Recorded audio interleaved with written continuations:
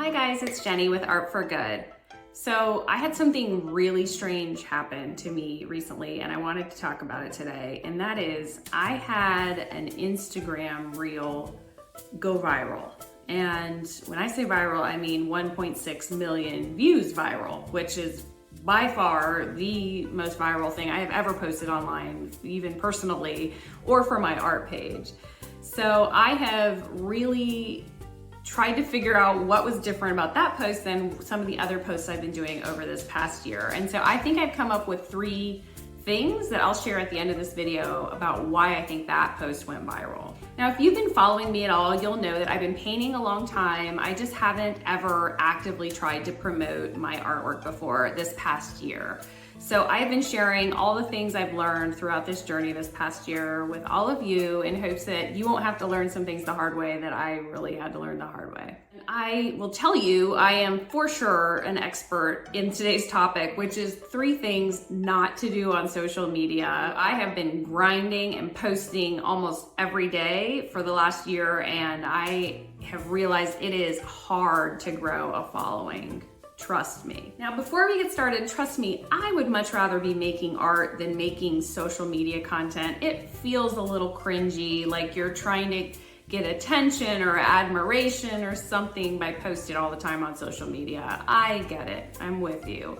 But I also agree that it is the #1 easy way to grow a following of people who want to buy your art or collaborate with you in some way and help you monetize your art hobby. All right, the first tip I have is don't try to be all things to all people.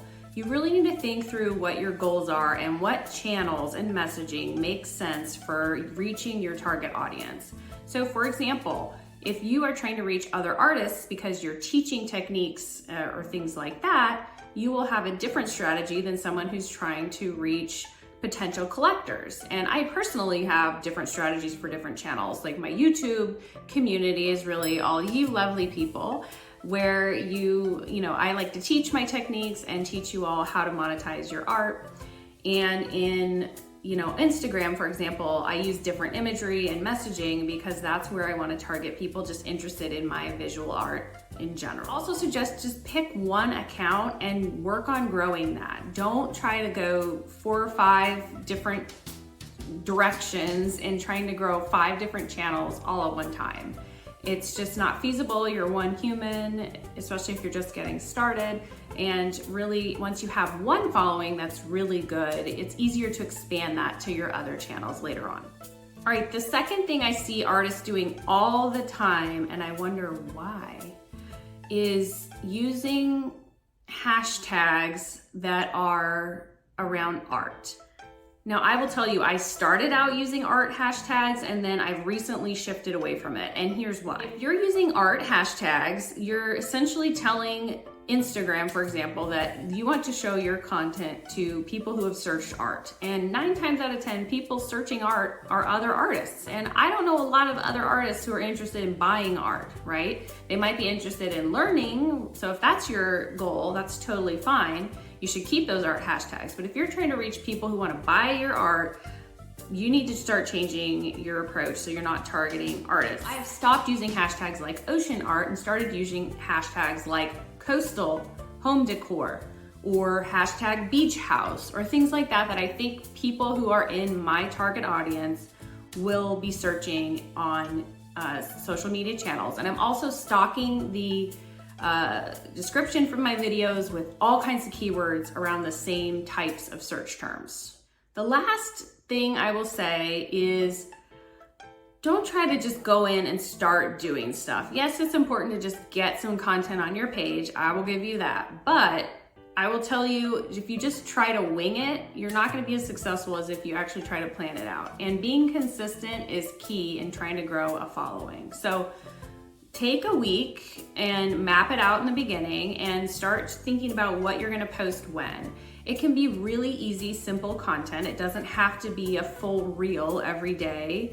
You can even repurpose old content. If you have, some early work, you can tweak it a little bit and post it again, because I guarantee your new followers are not going all the way back to see what you've posted way back in the beginning of social media time to see your stuff. So it's not gonna be old to them, it's gonna be new, and you should also try to incorporate some personal aspects into it. Maybe you with a picture of you with your art is gonna get more attention than just a picture of art, because I think as humans, we like to connect to other humans, and a lot of times people take an interest in the artist more than the actual art piece, or equally, I should say.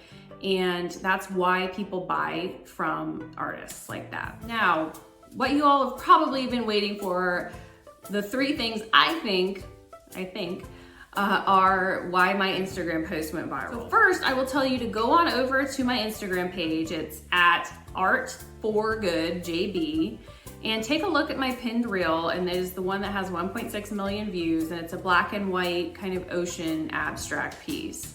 The first thing that I did differently here was audio. You want to use trending audio, of course, but the audio I picked actually started out with like a crowd noise, and it slowly shifted into a very relaxing type of a melody. And I think when someone's watching someone painting and they're hearing crowd noise, they stop because it doesn't fit the imagery, right? And so that kind of got people stopped and wondered, what the heck's going on here? That was my hook. And so that worked really well. Again, go to that Instagram reel, use that same audio, and see what kind of results you get. The second thing I did was just putting out good art. I used to think that if I just put out something every day, even if it was junk, that I'd be consistent and I'd grow my following. But people don't respond to junk art. They want something visually appealing, and they want you demonstrating you have talent. That's gonna get those likes and comments that you're so seeking.